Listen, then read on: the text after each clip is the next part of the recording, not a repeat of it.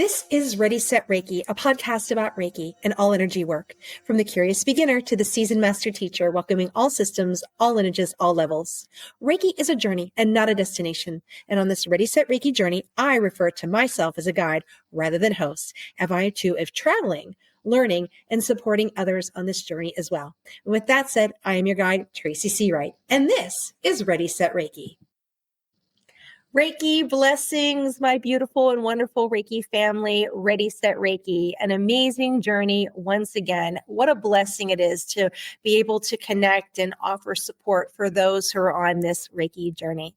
So today, a fabulous guest. Let me give you a little bit of information about her. Now, podcaster, holistic health, Reiki practitioner, empath, spiritual coach, and founder of the Empowered Path.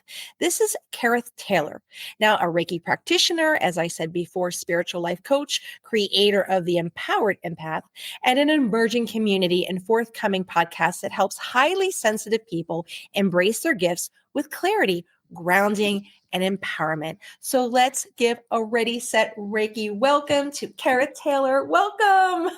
Hey, thank you. It's so nice to be here. Beautiful. Now you have a very beautiful bio, but we like to hear it in your very own words. So we're here for our journey to help support others as they go through Reiki. So tell us a little bit about yourself. Sure. So I grew up in northern New Jersey. I currently live in North Carolina. I grew up in northern New Jersey. It was my mother, my father, my sister and I. We were a blue collar family out of New Jersey. My mother was a paralegal. My dad drove a commercial bus line into New York every day. I guess what I want people to know is I came from a relatively normal background. My mother wasn't a medium or any sort of empath.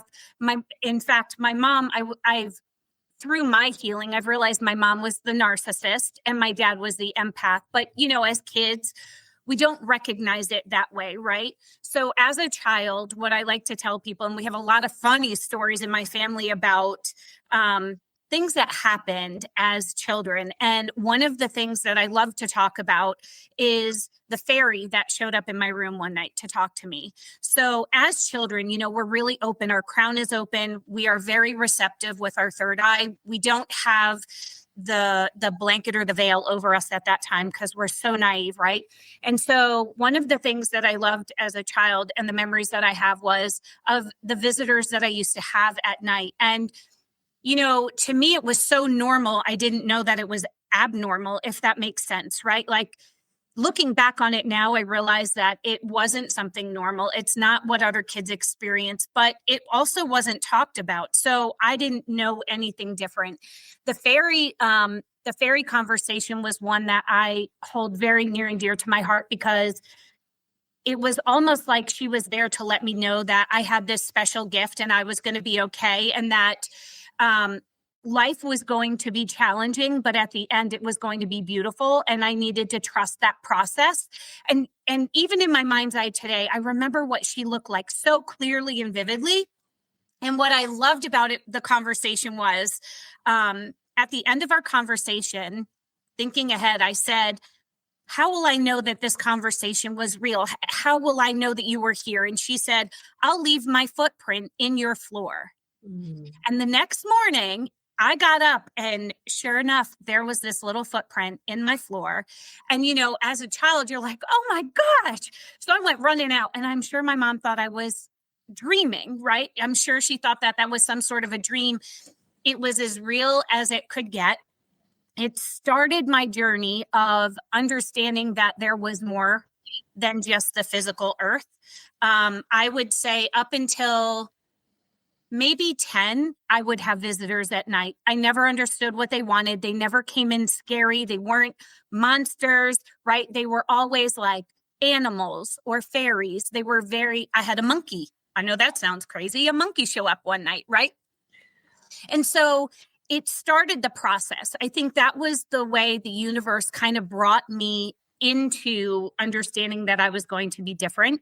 And then throughout my life, it just became clear that I was really different. I never really fit in. I went to Catholic private school for 8 years, right? Like I didn't fit in there with my counterparts or my peers. I just always felt off. And I didn't know what to do with it. But as a child, it felt very isolating, right? Because you don't know why you're so different. And you think it's you, right? Not knowing that you were provided this gift and that it's slowly unfolding. So throughout elementary school, and then I'm getting feedback. Give me just a second. Okay. Throughout high school, I also felt that disconnect from my peers. It wasn't that I was different than anybody else. It wasn't that I was antisocial or introverted. It's just that I didn't entertain the same things that they did for whatever reason, right? In high school, I lost the gift of seeing. It sort of disappeared. I think it's because, we start evolving, right? And we're reading our books, we're learning things. And I think that piece of me shut off for a period. I lost my dad in 1995 to cancer. And it was in that moment that my gift came back. So I ended up, I saw him 3 times in full physical form.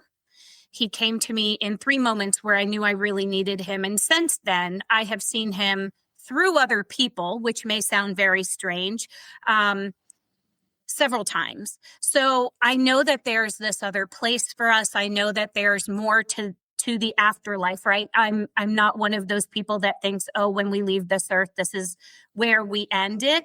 This is, for me, it's my soul's having a body experience, a human experience, right? And so through that, all of that, and going through high school and realizing how different I was, it was, I would say 2014, maybe even a couple of years before 2014, that I really started going through a spiritual awakening. I started questioning everything, anything and everything I could question. My friends used to call me Snow White because animals are very attracted to me, right? And I couldn't figure out what was happening. Dogs, cats, right? All of these, nature was just my thing. I felt very pulled to water. I felt very pulled to nature. Again, not understanding what all of this was for, right? I knew that I was different. And when your family doesn't have those similar traits or beliefs, right, or are going through the same thing, it makes it, again, very isolating. And so it wasn't until I was in Greece that I had this moment that I knew without a shadow of a doubt. It was my first time traveling outside of the US. I knew my dad was right beside me. I felt him. Like I knew without a shadow of a doubt. And that's when the energy started to happen. I could feel energy. And so that led into a lot of different things for me because I could tell through a text message how somebody intended that text message to be. I could feel in an email the intent or the tone. And when you try and tell your family about this, they go, "You're crazy. Stop it. You're just imagining things." But it was like, I feel the things before I see them, if that makes sense. Mm-hmm.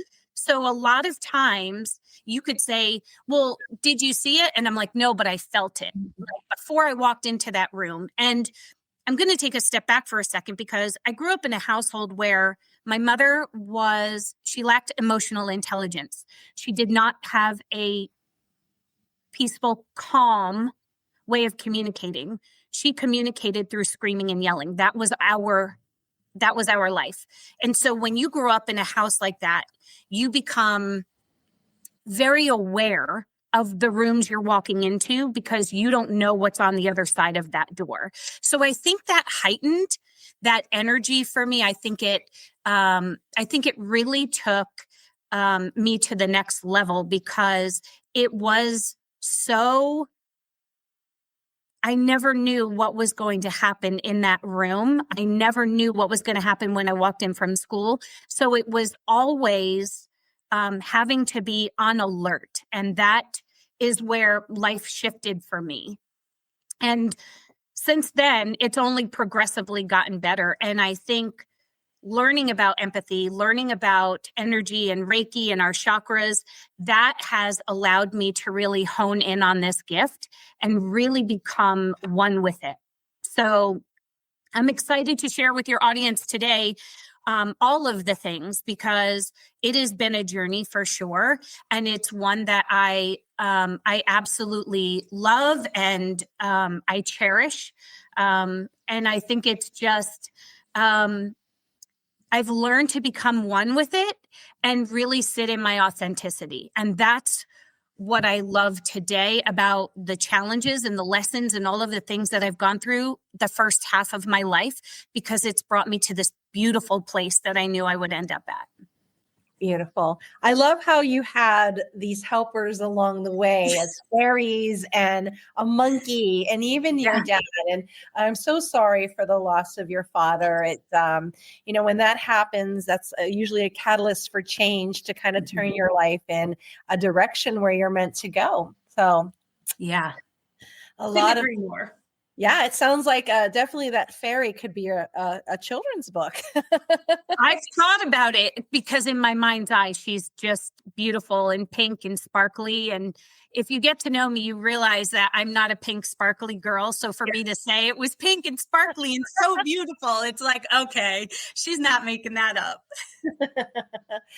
So we're connecting with about the energy or Ready, Set, Reiki journey. About the Reiki and energy work. Did Reiki find you or did you find Reiki? I think it was both. I think because I think when I started really feeling energy, because before I'd walk into a room, I could feel the energy. I've worked in corporate for 30 years, right? So you never know what you're going to walk into a conference room. So I've always had this innate ability to know the energy before I walk in there. So it almost helps reset how I'm going to present into the room when I get in there. And so I started down the path of really looking at the empath part of me. And it was 4 years ago that I stumbled, and I say stumbled, but I don't believe that anything happens on accident. I think it's just divine timing. I came across a woman out of Asheville, North Carolina, and I felt so drawn to her. So I reached out. She was holding the Reiki 1 training, and I went. I was like, I need to know more, right? I'm one of those that I want to understand all of the things. And so I went and did my first training with her. And when I realized and started diving into chakras and what they did and how they can lead you and what life looks like if you're blocked, what life looks like when you're not blocked, it was like I found my place. It was peaceful and calm for me. It wasn't, I was like, this life makes so much sense now, right? Like this energy that I have been feeling, right? I now understand it. And so it became this beautiful part of me because it complemented the empath. I really look at the empath and the Reiki as one, because the empath is the energy that you can feel without having to use your chakras, right? Using your energy centers. That's almost like my protective barrier, right? Like it allows me that time. And then once I come into that space, then sort of the others take over and they're like, okay, we're going to figure out what's happening, right? We're going to figure out the space or the person that I'm sitting with. And that's helped me really align my business the same way, because I go into a lot of things feeling it before I see it, right? And so for me, I don't just step into a one-on-one coaching with somebody. I actually interview them and I expect them to interview me, because the energy has to be aligned for me to feel as though that is somebody that I really want to work with, or I can help them in the manner that they need to be helped. Does that make sense? Absolutely. I live this life where I can feel it as you had described. So a lot of it resonates for me. I can come into a space and I'll say to a friend, do you feel that? There's something in the room. And then when she starts connecting, she can see, but she can't feel it. And I can, feel through texts and things. And when I do Reiki sessions, when I began, everybody is like, oh, I don't feel it in your hands. Well, I felt it everywhere. Like I felt it. If you had back pain, I felt it in your back.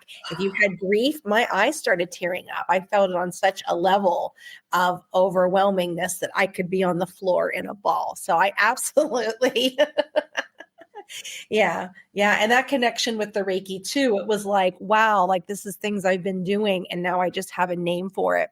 Yes. And it was clarity for me. It was such clarity because I was sort of, it almost felt like I was blindly, right? Because I couldn't see it. I could feel it. So it's a very different, way of leading life, right? Because I may see it, but what I see may not match what I'm feeling. And that's oh, hold up. Let me take a step back. Right? Let me step out of here and let me step into another room and see if I get that. So it's interesting how we each have our sort of own modality that works for us, right? And protects us. And I've just learned how to hone it, I think, a little bit more. My Reiki experiences have been wild. Even when I did my training, when I did my Reiki 2, my level 2, I was on the table and there was a young lady that was working on me. And I was very deep into my meditative state. I was very grounded and I felt very at peace. And I had a young man and his son show up and start asking me where they were, what was happening. And it caught me so off guard because that was the first time in a training session, right? Where I was so connected that I had these entities come to me, and it didn't dawn on me that they were looking for help, but I was so upset that they interrupted my process. And I was like, this is not the time. We cannot have this conversation right now. Right. So it's learning boundaries too, right? With the other side while you're working or being worked on, right? Because I want to make sure that I'm clearing my energy centers. I want to make sure that I'm cutting cords. I want to make sure that my energy is pure. So when somebody's or an entity is stepping into that field, you think, hey, you're interrupting my time. So when the session was over and we all kind of came back together, my master trainer said, does anybody have anything? And it dawned on me, could it have been a husband and a child for somebody in the room that was trying to give a message? So I very cautiously just said, does anybody have a husband and a son that might have passed? And everybody's looking at me like, where is this going? And I just said, well, I had a husband and a son come to me. I just want to make sure that if there was a message there that the person is receiving it. And it wasn't anybody in the room. So it was funny because my master trainer even said to me, that's the first time that's happened where somebody's had a message come through. And I said, it's the first time for me too.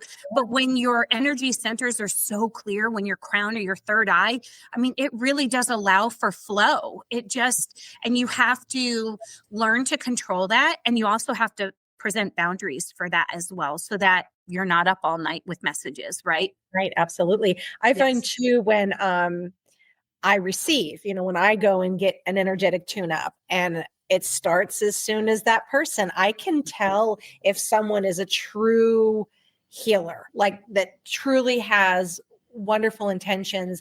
And all they have to do is place the hand right here on my head and I can see like green or white. And there's been times when people have practiced on me and I felt nothing, but the ones that, touch, and I can see the green. And even yesterday I went with a friend and she did a sacral Reiki session on me. And as I'm there, I felt the energy of a worker who used to, I guess, work on the place I was in. And it looked like he was in another time period and things like that. And I'm just like, I'm here to relax. Right. It's my time. And I can feel it too. Like as soon in the place that she's like, do you feel all the friends here? I'm like, I do. And as I lay down, I felt someone right here. I felt someone hold my hand. I'm like, okay, this is my time right now. So you have to set that boundary. So it can happen both ways, as you as the practitioner and you as the receiver. Yeah. Right. Yeah. So as you are learning and growing and expanding in your business, what are you finding are some misconceptions that you hear about Reiki? So I think so I live in North Carolina now, and it's part of the Bible Belt, right? Yeah. And I think the biggest thing for me is holding space for those that are religious and trying to allow space for them to ask questions and feel safe in a safe environment where there is no judgment, because the misconception here is that Reiki is a religion, or it's religious, or it's demonic, or it's this. And I want folks to really give thought around it. It's not religious. It's energy work. It's different, right? Like for me, it's a peaceful place. Growing up Catholic, right? I had some really strong beliefs. I do not I'm not a practicing Catholic, right? I like to tell folks I'm very spiritual. It doesn't mean that I've given up my faith. It just means that I see it from a different perspective now. I've grown, I've evolved, and through the lessons and the challenges that I've gone through in life, it's allowed me to see things differently. And although one person may pray to God, someone else may pray to Allah, or somebody may pray to the universe, right? We're all praying to the same. And I hope that one day we can all come to that realization, because I think we're going to be so much stronger.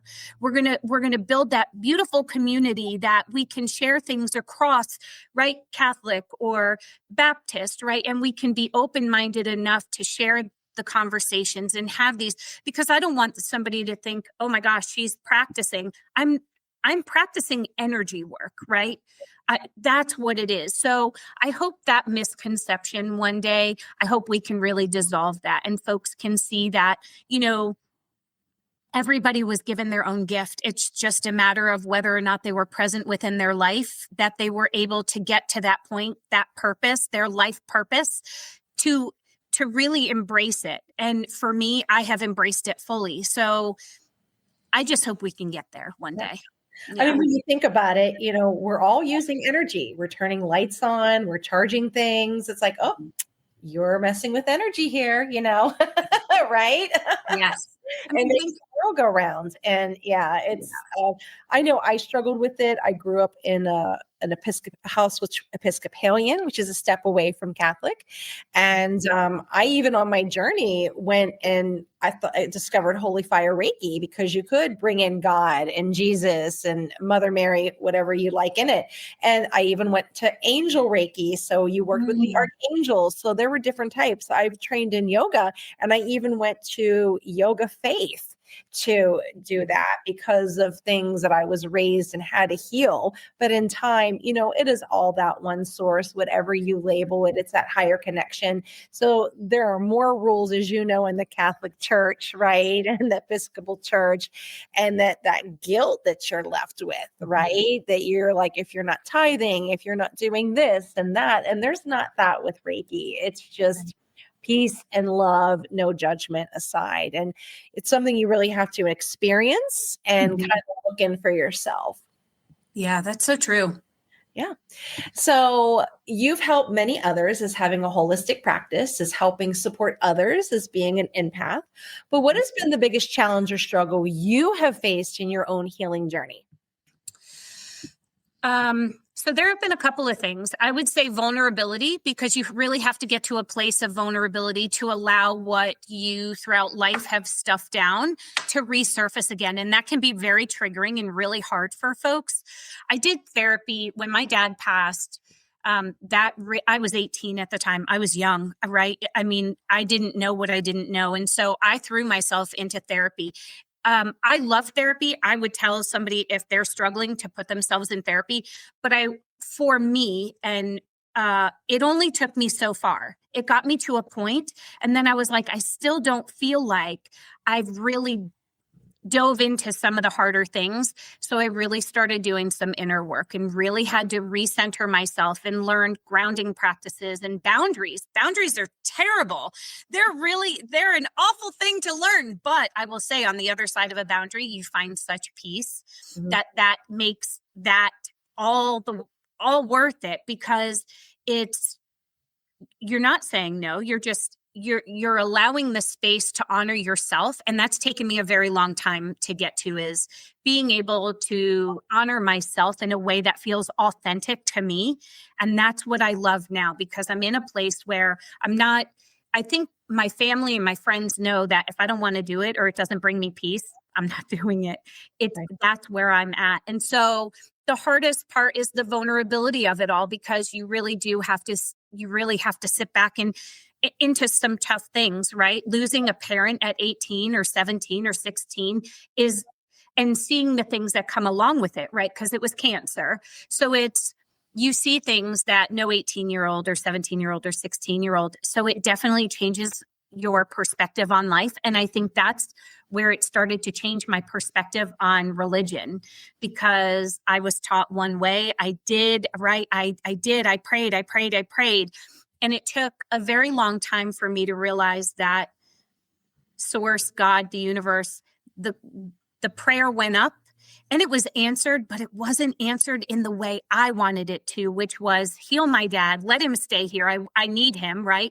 It was, he healed him and moved him on, right? So my prayer was answered, just not in the way that I had hoped. And for me, that changed a lot, because I was like, okay, I need to start looking at things differently. I need to really start questioning things, right? And so the vulnerability and the boundaries, and then it's also understanding I've lost a lot of people too. And I don't mean through death. I mean through this healing journey, right? Walking a spiritual awakening is not for the weak by any means. It's a tough road. People come, people go. And what I like to tell the folks that I coach is not everybody is meant to stay, but everybody is either learning a lesson or being taught a lesson. And when that has been taught or learned, they either move on or they continue the journey with you. And so that is tough also, because you go back to, well, did I say something? Was it me? Right? It's not. It's you've done what you were supposed to, or they've provided you what was necessary for you in that moment. And now they've moved on. Right. Right. I know, as an empath, even if it's something that I'm not at fault at, I had found myself apologizing and feeling bad about it. Like, wait a minute, I'm not the one that did this, right? And how can we fix it? How can we repair it? And so that's another one that's, as empath, it's a challenge, because you take all of that on yourself with that.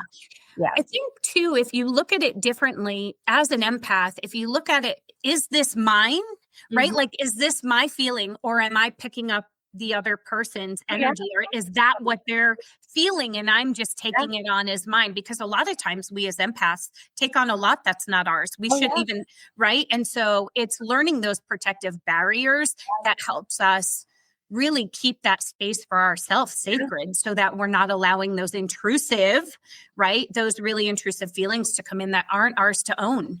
Right. And you can even get it with the collective.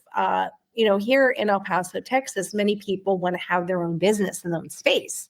And, I was online, I was going to studios, I was going here, there, and events. And I even turned my vehicle into my business where I would go. And what the collective was, well, you should have a space, you should have this. And I was feeling the collective energy. And my daughter said, did you really, really want a space? And I'm just like, I don't know if I do, because I had one and I'm like, I don't know if I want this. Like, I got it now. Right. And I'm like, I don't think this was meant for me. And, I didn't keep the lease going and I left, but you can pick up the collective as well, that energy. Yeah. Discernment is a real thing. We really need to understand what is ours and what is not ours, right? And how to figure out how to understand what truly is mine versus what is coming in from the collective or the individual, right? And that's a tough, I think everybody should practice that more, because that would allow you to really see what's yours, in that moment. So when it is time for you to do an energetic tune-up, what Yes. qualities do you look for in a Reiki?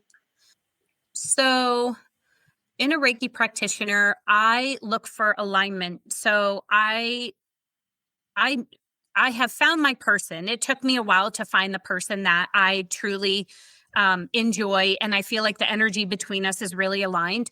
But again, I go into that the same way I would go into anything else is, do I feel a connection? Does the energy feel good? Right? Because again, I could look at them, but the energy is going to tell me more than me just looking at them. And so for me, it's, does the energy feel good? Does the intention feel right? Does the space feel peaceful? Right? Because that's also a huge proponent for me.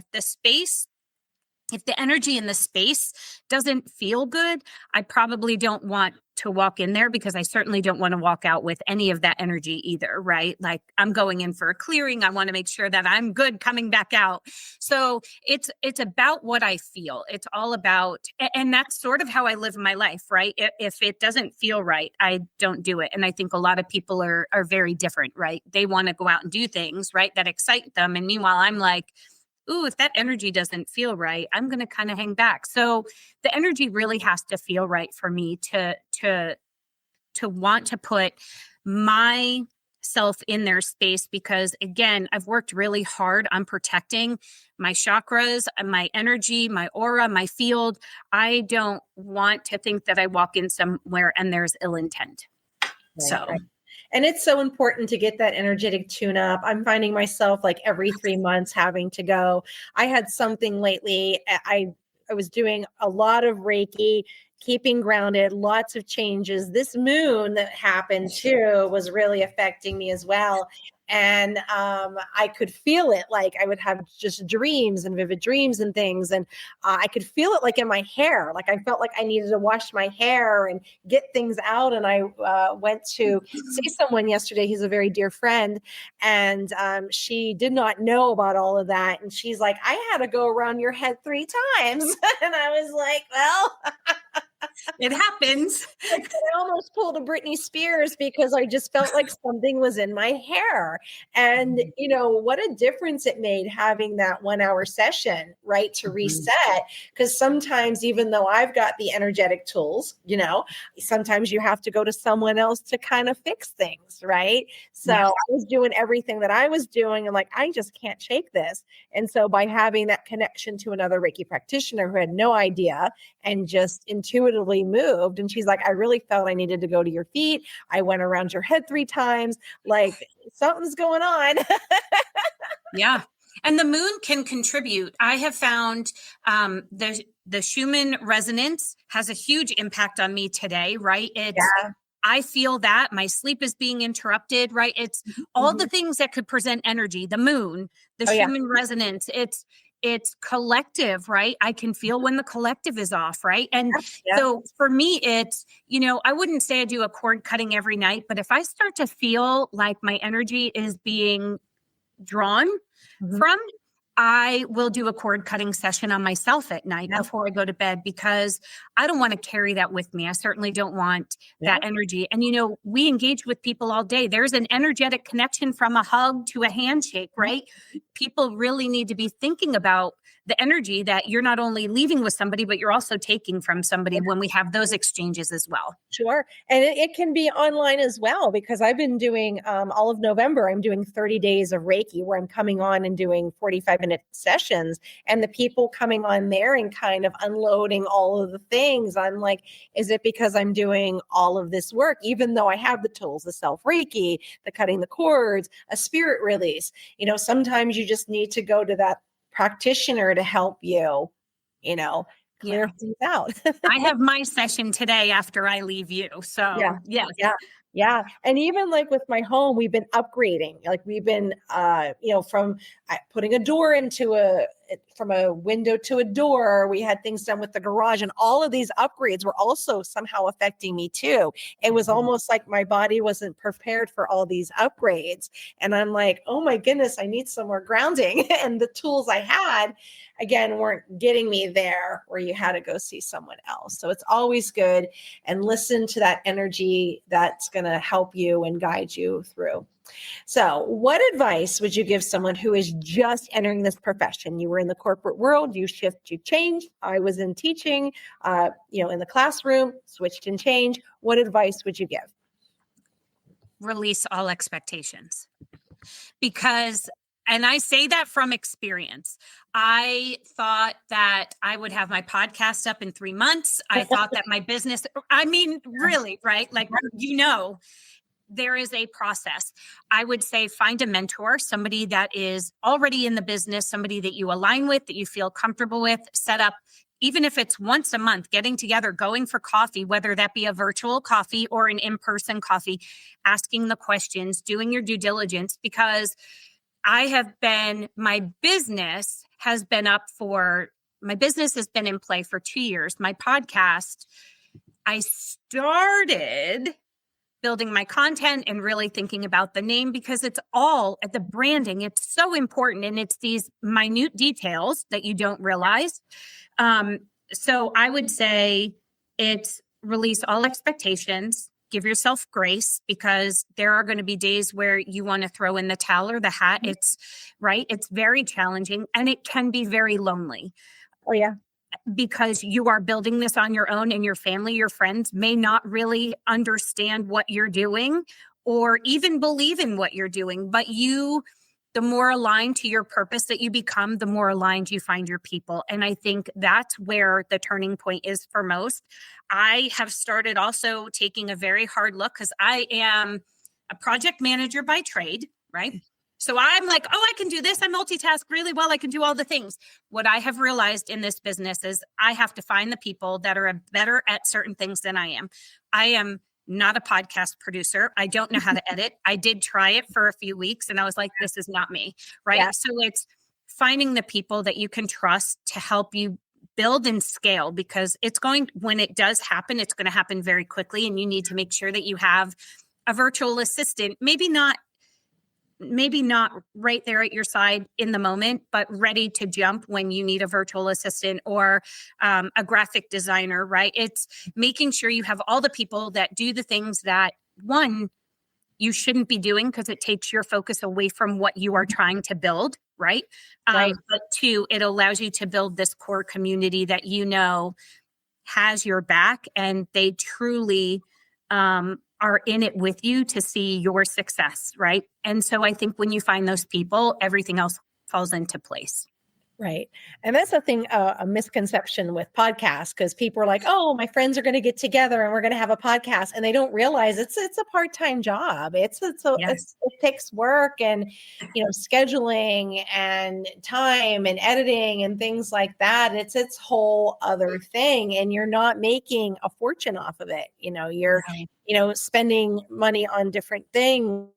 And then when you're focusing on your own business and your own energy. So I always tell people, like, when they tell me I'm going to start a podcast, you know what? Go be on some episodes. Go be a guest first and see if it resonates with you.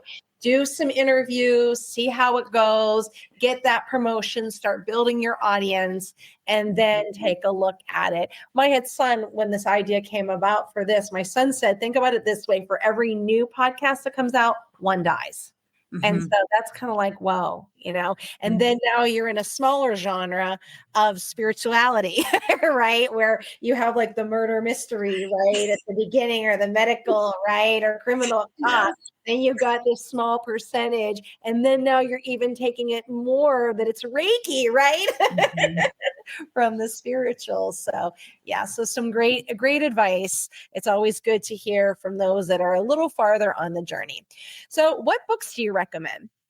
So I pulled a few because I wanted to make sure that your viewers had an idea of where to start. So here's what I would say, because I was never going to remember what I had. So I wanted to pull them so folks had an idea. The first thing that I started with was the Empath Survival Guide. This has been, you can see it.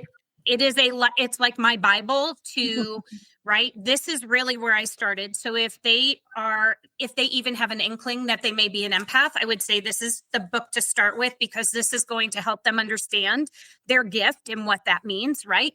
Then I moved into Thriving as an Empath by the same author. I love her. I love her books. She's so informative.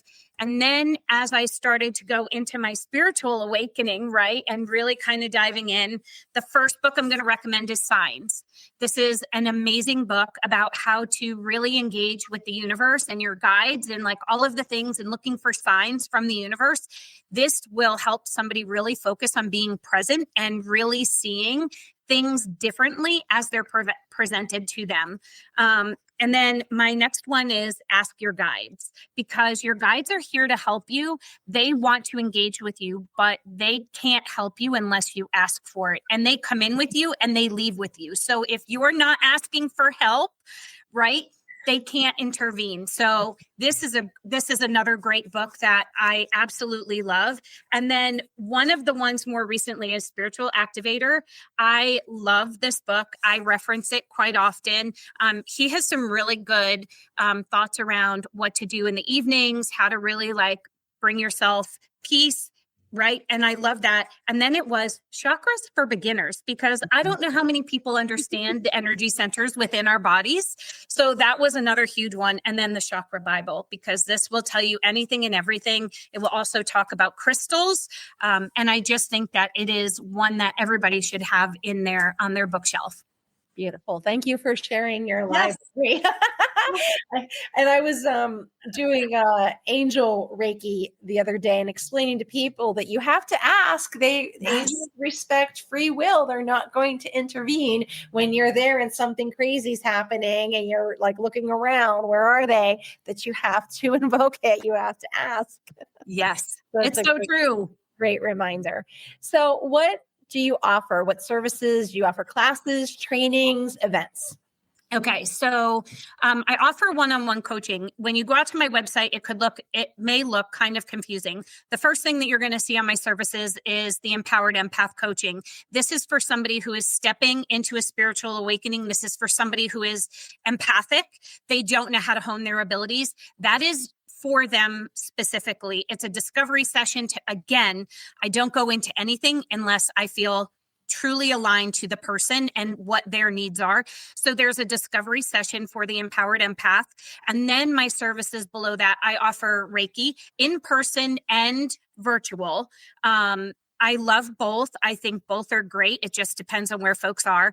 I also offer life and spiritual coaching, just one-on-one. That is for the average person who may be coming in and just feeling like, hey, I'm having this awakening. I'm not an empath, but I know that there are some things happening and I'm not sure how to work through life with this. So I offer that. And then I offer something called NLP coaching.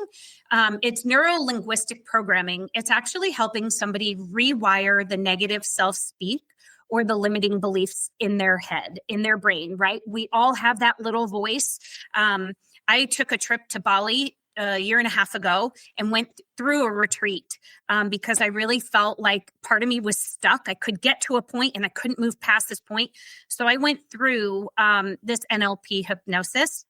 And when I tell you life changed, life was forever changed. I came home and became so productive. That voice was gone. It was life-changing for me. So I did go through the process of becoming a coach and a practitioner because I don't want somebody waiting till they're 40 to get that voice out of their head. I want them to be able to create and build life and really step into their purpose and what they're meant to do while they're here without hearing this voice that's there for no good reason, right? That voice, it's antagonistic, it's critical, and we don't need to live like that. So I do offer NLP services, and then I do offer meditation because I love meditation. That was really where I found my peace and like coming inward and really having conversation, right? For lack of a better term, with my guides, with source, right? Understanding things and receiving messages. So I do offer meditation for those that are new that may want to dip their toes in, and it's a judgment-free zone, right? I'm not judging in any way, shape, or form. It's a safe place. So events, I don't have any events coming up just yet. I do have a retreat that I am looking to book for 2026. It will probably be more like Q3, Q4, the latter part of 2026 here in North Carolina. I'm looking for a space beachfront. I really want folks to be able to ground themselves. And I love the water. I love the sand. I feel like when we can really put ourselves in that place, it helps open us up a little bit more. So the retreat will be taking here on one of the coasts of North Carolina. I'm not sure which side, but it will be really to help empower folks. It's not just an empathic. It's not just about Reiki. It is going to be educational to some degree, but I am going to offer yoga. I'm going to offer a sound bath, right? I really want folks who may not be in this realm that are new coming in to really come and be able to immerse themselves into some of these other modalities that aren't necessarily mainstream, right? And I want them to feel like it's a safe space, but I also want them leaving feeling empowered and really feeling like they understand themselves a little bit more and how the energy works and how they can protect themselves. So it's going to be an all-encompassing retreat.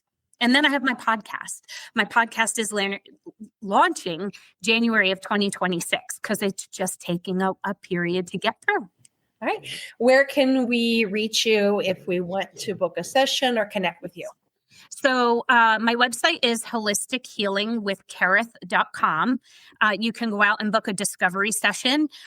You can also email me at kerithtaylor2013@gmail.com. I'm happy to answer any questions. And then my cell phone is always on. I usually don't take calls after 5. It's just, I like to kind of decompress from the day, unless it's scheduled, right? If we have a conference call or a discovery session, I'm fine to do after 5. But if it's just, hey, you know what, I'm going to give her a call and kind of talk through things. After 5, you may get a call the next morning. And my cell phone is 919-971-3459. Folks can reach me there as well. Perfect. Well, that ends the first part of our journey. I'm going to guide you into the second part, which are questions from social media and from Reiki students. So here we go. Number 1, what inspired you to create the empowered empath? Or the empowered path, the empowered path.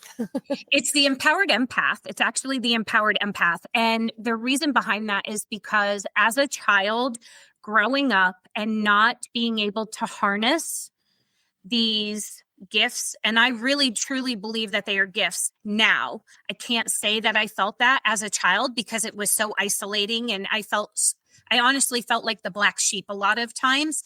I don't want others to feel that. I want them to be empowered. So for me, it was building a community of folks that really can come together and ask the questions and talk about their experiences in a non-judgmental zone, a safe, free zone, right? Where we can come together and just have those conversations, because I didn't have that. I didn't have a community. I did this all on my own. And for me, I don't want anyone to feel as isolated as I did growing up. Well, thank you for that. Number 2, growing up in a home that had limited beliefs, did your family and friends, how do they respond to you creating this spiritual, holistic business? I think that's a good question. I think they question what it is. We've never had in-depth conversation. My aunt and I have a lot of conversation around it because, our elders were brought up very differently than we were, right? They're of a different mindset, right? So a lot of this is woo-woo or witchy or strange, right? And to us, it's normal. Like, this is normal for me. I don't look at it any different way. And what I've realized is my aunt is an empath. So very slowly we have conversation around it, right? And she's slowly starting to use terms. So I know she's listening, but do they grasp it? I don't know if they grasp the depth of it because I don't know that any of them have experienced things or are open enough to experience maybe some of the things that I have. And I think that's the difference, is allowing yourself to have those moments, be present in your day and really sit and listen to what's being given to you message wise, where I think a lot of them are, hey, this is my life. I'm going about it. I'm married. I've got kids, right? I'm not married. I don't have kids. My focus has really been my business and really building off of my craft. And I think that's the difference. I think they put up with it, Very good. Number 3, you touched about this a little bit ago, but let's circle back around. You're holding a retreat in 2026. Can you tell me all about that upcoming retreat? Yeah, so I'm really excited. I really want to bring folks together that are maybe just getting into their spiritual awakening, or folks that are maybe already into their spiritual awakening, but not sure where their community is or where their people are. And it is open to everyone, right? Male, female, whoever wants to come is more than welcome to come. I'm hoping to have 18 to 20 spaces available for folks. I don't have pricing yet because I'm still looking for a location, but I do know that it's going to be, whether it be Wilmington, North Carolina, or it be the Outer Banks of North Carolina. Both are beautiful. We can't go wrong with either, but I really want them to be immersed into learning how to meditate, right? Folks say, well, I can't shut off my brain. That's not about shutting off your brain. It's about coming inward, right? So having folks there that can really walk them through. I would like to do mini Reiki sessions. I would like folks to be able to experience it and feel, right, what we may feel as practitioners when we're working on somebody. I want them to be able to feel the energy and the shift. And so it's about building and empowering. And that is, I want folks to walk away feeling like they're empowered and like they're a superhero, right? For the longest time, when you listen to a lot of folks that talk about empathy, they're like, oh, this thing, right? It's a very negative connotation around it. And for me, this is a gift. Let's step into it. You know what I mean? Like, I want you to feel empowered. I want you to feel like, I got this. I'm a bad bitch, right? Like, that's what I want folks to take away from it. Like, I can walk out into the world. My boundaries are there. I'm protecting my energy. I can navigate this world feeling empowered, feeling like I'm not drained when I get home from working my 9 to 5, or I go to the mall and I come home and I'm down for 2 days on a couch trying to re-energize myself because I was unprotected and I took home everybody's energy that wasn't mine. So it's really, I just want to teach people, right? I just want folks to feel empowered. I want to give them the tools and the necessities to be able to go out and live their life fully and authentically in their space, doing their life's purpose, right? We're all put here for a reason. I want to help them find that. Perfect. Thank you. So that was our last question. As we were talking, is there anything that you have forgotten or something you want to share? The floor is yours. No, I think for me, I hope what folks take away from me and our conversation today is the authentic conversation, the genuine, the transparency. What I like to tell people is you either like me or you don't, right? I'm either your cup of tea or I'm not. And it's what you see is what you get, right? I like to say, I probably curse a little too much. I've been very reserved today. I'm very proud of myself. However, I am that girl, right? Like, I show up as my authentic self. I believe what I believe. I believe everything is in divine timing. I want folks to see that there is this whole other space, this beautiful space that we're holding for them when they're ready to come over and really sit with us and learn, right? And just step into their own power, because what I see with the collective today is so many people are depressed and riddled with anxiety and really struggling to find their way. And I want them to be able to see the beauty in life and the beauty in their own life and realize that it might just have been a protection, right? Maybe they needed to cut some cords, right?